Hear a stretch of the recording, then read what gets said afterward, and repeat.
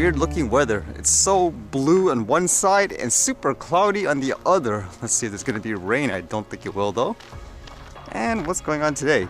It's kind of interesting reading this one because, as you know, in India, they say they want to try to use only drone technology that is built, I guess, locally. And this one, it talked about, I guess, people using it for a crime in which it sounds like they're saying it's from parts from other countries. It says here, in a major breakthrough, Amritsar RP Police, in a joint operation with BSF, have recovered a 6-wing drone after firing and bringing it down and seized 5 kg heroin from village Kakar, which is 2 kilometers from international border with Pakistan. It looks like a pretty large drone as well, and it says here 2 persons arrested with a total of 12 rounds fired from AK-47. The drone found is assembled with parts manufactured in US and China. Punjab Police India is committed to keep Punjab safe and secure as per the policy of CM at Bhagwan Man. So it's kind of interesting in that sense, made with, I guess, US and China parts. So it seems like in that case, even with their kind of stipulations saying they only want, let's just say, India-made drones, there's still going to be people creating them with parts elsewhere, which makes you wonder ultimately, does that change, I guess, that direction they had in wanting to create everything locally anyways? It makes me wonder too, for like this story in particular, what would be the point or motivation in saying they found that the parts came from the US or China? Because usually in these types of stories, I would imagine most people only do it because there's some kind of conflict between the two, and it would be a way to say, look, our enemies are supplying criminals with all these products and all that. Would that be the case here? Again, it's just kind of weird why they mention it here in particular. It goes to show you too, when it comes to a criminal, they'll find any way, I guess, to use tools and tech in a bad way, so you can't just keep targeting the innocent people who are doing nothing wrong. Can you imagine here? Where, for example, they would say because these guys could build their own drone in a bad way, they'll say, well, ban anyone from being able to build any type of drone. Doesn't matter if it's some toy in a box or something like that, you can't build it yourself. And this sounded kind of interesting. I was trying to wrap my head around the significance of this, because this one here says, Ford patent filed for drone close proximity operating system. Ford Motor Company has filed for a patent for a drone close proximity operating system, Ford Authority has learned. The patent was filed on July 19, 2021, published on January 19, 2023, and assigned a serial number. So it seems like they're going ahead with this, or is it just one of those things where people put all these patents and trademarks and stuff all the time? Doesn't necessarily mean something will come out to the light of day. So with all these diagrams, it would look like the drone and a bunch of other devices, the phone, the vehicle, like a monitor and stuff as well, or maybe that's just a computer connected to a network where they would all communicate with each other in a sense. Kind of made me wonder whether or not that's a way for multiple devices that have some sort of data about objects around the area and so forth that it could relay to the drone. I would think that would be a possibility. That would be kind of interesting versus the drone just going outside, having to scan everything to determine where's what and so forth.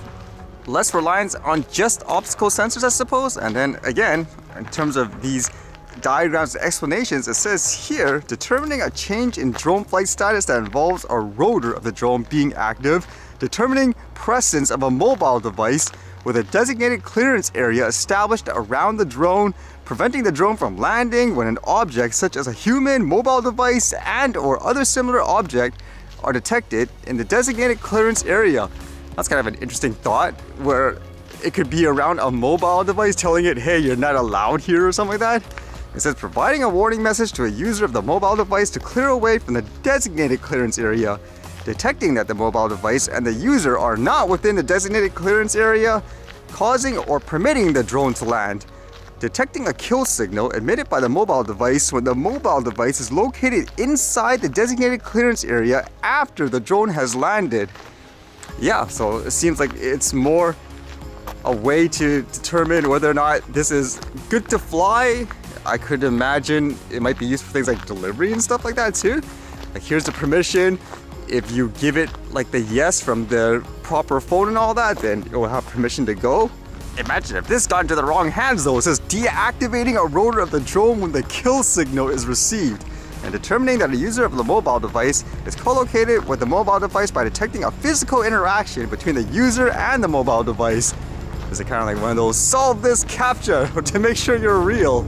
I wonder if that would be useful for things like search and rescue potentially. Imagine if you're flying the drone around and it'll try to detect who has the cell phone that initiated, I guess, the distress call, and then afterwards it'll automatically go there and find the personnel. That'll be interesting in that case, I guess.